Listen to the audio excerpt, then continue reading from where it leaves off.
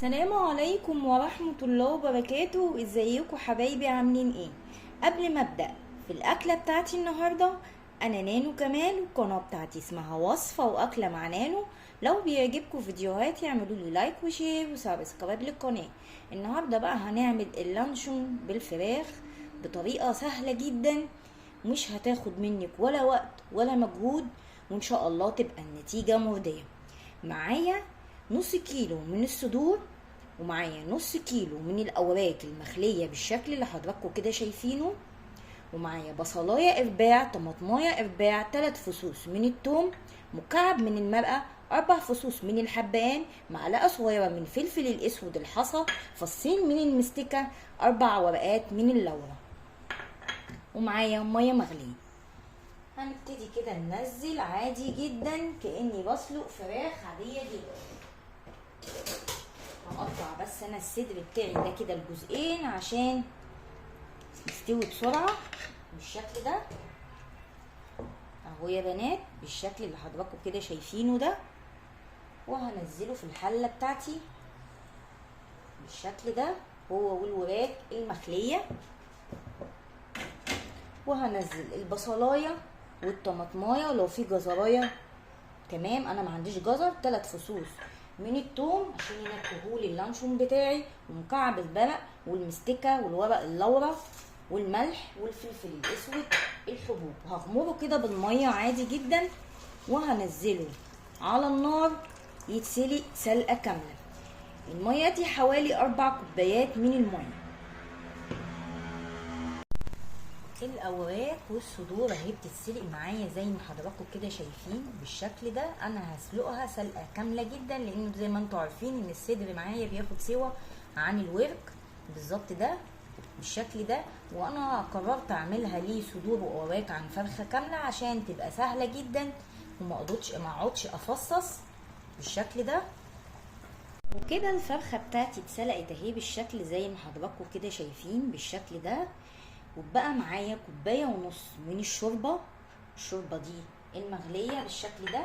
هبدا انزل فيها معلقه صغيره من بصل البودر، نص معلقه صغيره من الثوم البودر، معلقه صغيره من الكزبره، فلفل اسود، ومعلقتين من الجيلاتين،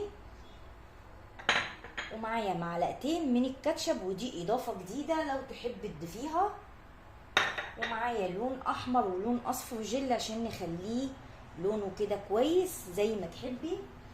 هبدأ انا الاول كده هقطع الصدور بتاعتي بالشكل ده عادي جدا.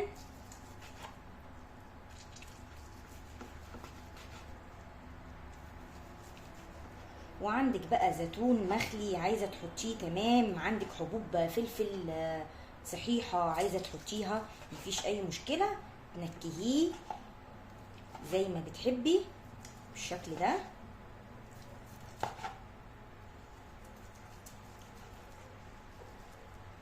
هنقطع كده الاوراق والصدور كلها اتقطعت بالشكل ده. هبدا احط في الشوربه السخنه معلقتين من الكاتشب، ودي اضافه لو تحبي تحطيها، بس هو كده بيخلي الطعم حلو جدا كده بالشكل ده. ومعايا البصل البودر والثوم البودر والبابريكا والكزبره والفلفل الاسود، ومعلقتين الجيلاتين هدوبهم كده مع بعض بالشكل ده. احنا مش هنسوي تاني ولا اي حاجه، احنا سوينا خلاص الفراخ وتمام جدا. ودي كوبايه ونص من الشوربه بالشكل ده. هقلب كويس جدا عشان اتاكد ان الجيلاتين بتاعي داب. ودلوقتي هحط دول على جنب كده، وهنزل في الخلاط بتاعي قطع الدجاج اللي نسلتها كده او قطعتها بالسكينه بالشكل ده زي ما حضراتكم كده شايفين.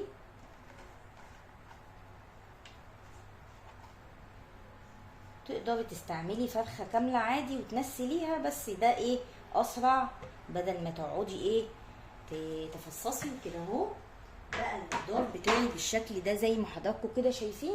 هبدا انزل الشوربه بتاعتي مع الجيلاتين اللي انا حطيته مع التوابل بالشكل ده في الخلاط. ودلوقتي هنزل لون احمر جل نقطتين، مش عايزين اكتر من نقطتين كده، ولون اصفر كده نقطة عشان يديني اللون البينك. ده لون صحي، لون طعام صحي يا بنات. دلوقتي هبدأ اضربه لغاية ما ينعم تماما تماما الخليط بتاعي.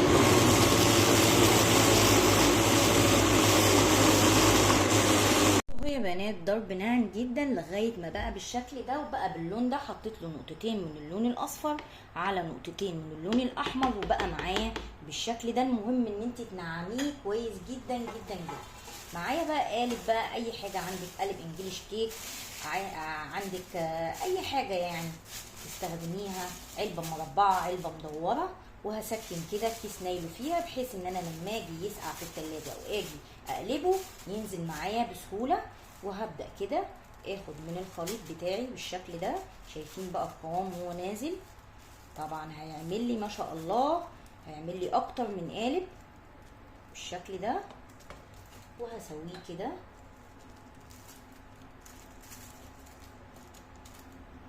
وحابه بقى تحطي قطع من الزيتون، قطع من الفلفل، زي ما انا هحط كده حصى فلفل اسود، حصى، زي ما ايه ما تحبي، اللي يريحك اعملي بالشكل ده.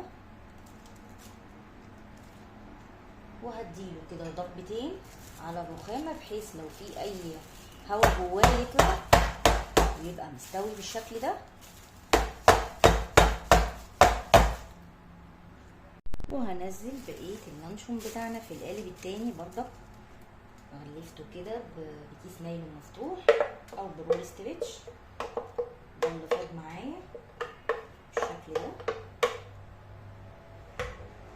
هبدأ كده اسويه، وده بقى هسيبه سادة عشان الاولاد. وهبدأ كده اسويه بالشكل ده. النستيوله وقعت مني بالشكل ده. وبرضك هديله خلطتين كده عشان لو في اي هوا يطلع منه. ودلوقتي هدخله التلاجة يستحسن ليلة او من 5 ل6 ساعات، ويتقلب معاكي بسهولة وان شاء الله يطلع احسن لانشون. شايفين بقى اللانشون بعد ما عملناه بالشكل ده وسقعته في التلاجة؟ هو هياخد معاكي وقت حوالي 4 ايام. هتشيليه عادي جدا، وقت اقصد حوالي 4-5 ساعات، سوري، بالشكل ده بكل سهولة اهو كده، ولا دهنا ولا اي حاجة بالشكل ده اهو يا بنات. بصوا بقى النعومة اهو. هتشيل منه الكيس بكل سهولة بالشكل ده. والناحية التانية نفس الكلام بكل سهولة كده اهو. بصوا بقى وهو بيتقطع، بسم الله. قطعي بقى رفيع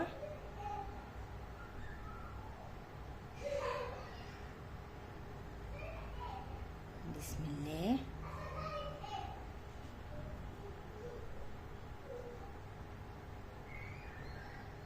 شايفه طراوة اللانشون وجماله؟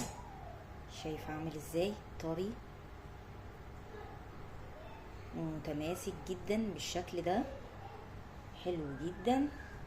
طريقه ولا سويناه ولا فرمنا وسوينا وبتاع، الجيلاتين هو اللي مسكه الماسكه الحلوه دي. شايفينه بقى لما باجي اقطعه بيتقطع بكل سهوله بالشكل ده. بس هو كان عايز يجمد تاني، هو حاول كده 4-5 ساعات بس في التلاجة. سيبيه اكتر من كده طري ومتماسك بالشكل ده ومرن بالشكل كده ده. وكده خلص الفيديو معايا النهارده. عملت اللانشون دجاج بكل حذافيره بالشكل الحلو ده. عايزه تحطي له زيتون، عايزه تحطي له شرايح فلفل اسود، حب زي ما تحبي. وكده خلص الفيديو معايا النهارده. لو عجبكم الفيديو لايك وشير وسبسكرايب لقناتنا على اليوتيوب. اشوفكم ان شاء الله في فيديو جديد.